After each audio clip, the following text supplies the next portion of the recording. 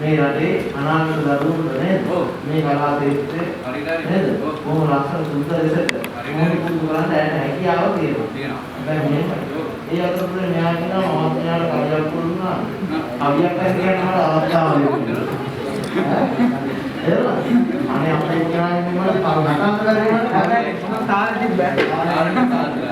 කවියක් කියන අවස්ථාව දෙන්නේ. ඉතින් මම කියවා කියනවා ඔබතුමා කියනවා මට කියනවා කියන්නේ. ඔබතුමා තමයි දුරේන කලට දුනු කෙයියා මලක් වගේ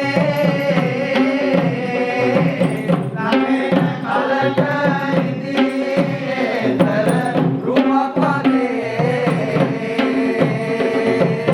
දුරේන කලට කෙයි දැල් වෙන පාන